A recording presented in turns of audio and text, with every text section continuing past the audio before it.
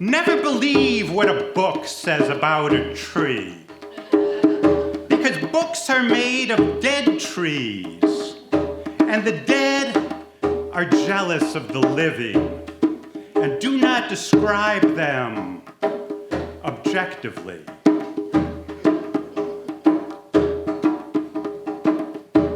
Books on geology are more reliable, although the origins of the ink create cause for concern.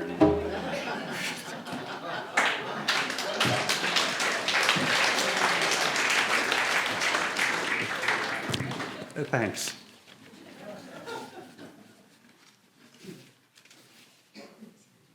This is a kind of a magical music stand here. Magnetic, maybe? Okay.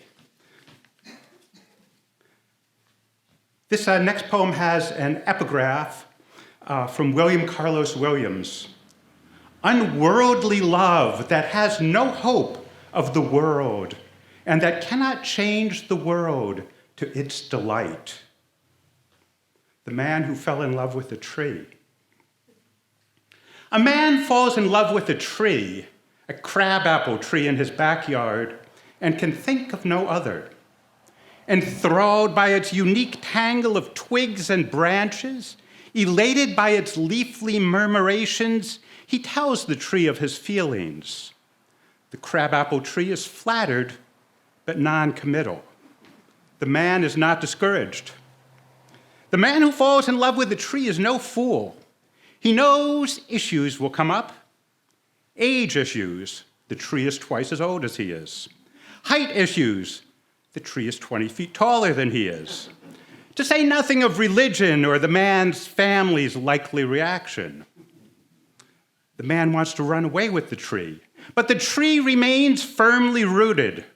The tree says that for his idea to progress, the man would have to become a tree.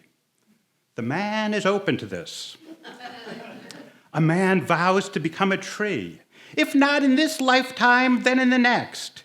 He reads up on photosynthesis, osmosis, mythology. He watches instructional videos, prepares the necessary paperwork. Other trees say, you're overthinking this. It all comes down to practice. The man practices. He digs his toes into the dirt, strikes a tree-like pose. A sparrow lands on his wrist. His friends don't get what he sees in the tree. It's just a scraggly old backyard crabapple. Its fruit is not forbidden so much as inedible. The tree is an ordinary tree, yes, but in it, the man sees other trees. When he tells the tree, you are every tree in the world to me, it's true. Mesmerized by the crabapple, he sees beyond it. He sees a madrona twisting on a cliff above the sea, a sequoia scraping the clouds, a banyan tree festooned with ribbons encircled by dancing villagers.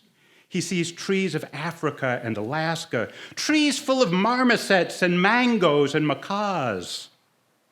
The man stands next to the tree and gnarls his limbs, can almost feel tiny buds pushing out his fingertips. The tree says, you're standing too close. Once there was a man who fell in love with a tree, who decided that he did not need his human life, but would rather be a tree. He tilts toward the rising sun, inhales the light, and is satisfied. On his shaded side, a pale moss is sprouting. He knows it is difficult, this love, but he believes he can make it work. They can make it work. The tree is flattered, but non-committal.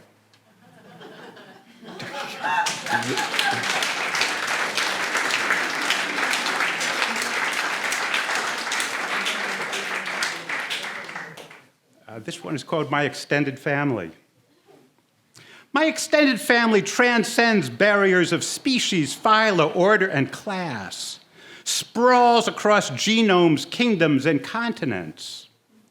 My extended family comprises not only every one of the multitudinous Murphys of Ireland, not only the entire sprawling clan of latter-day Gothic affiliates on my maternal side, but all humanoids without regard to race, creed, or socioeconomic status, horse thieves, drunkards, and scoundrels of every stripe, apes both illiterate and erudite, toads, hyenas, jackals, and vultures, sea slugs and ponderosa pines, wolf lichen and thimbleberries.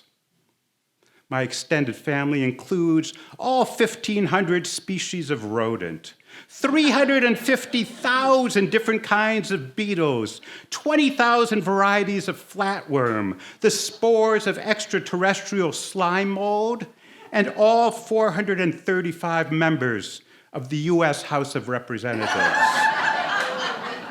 Long-lost cousins chortle in the shrubbery or hang screeching in caves. Impromptu family reunions occur at murky river bottoms where the catfish are uncles, the eels are aunties, and the river itself is the great-great-grandmother.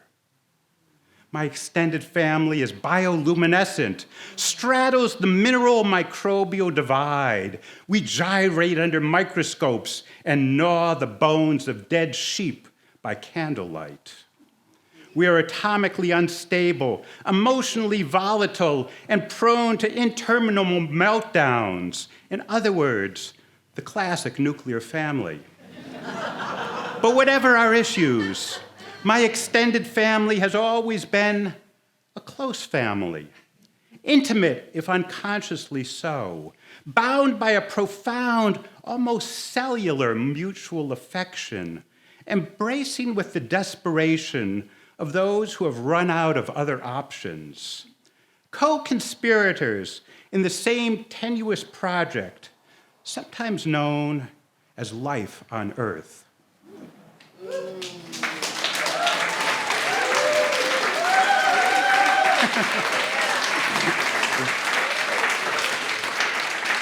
Thanks, and just one more, which is really an excerpt from a poem that I wrote called Discovery Bay. For years, I lived in a cabin in Discovery Bay outside of Port Townsend. Maybe you know the cabin. Right next door to Jerry Gorslin. Oh, yeah? Yeah. And anyway, it had no electricity or running water or anything. And so, as I say, this is kind of an excerpt from that poem.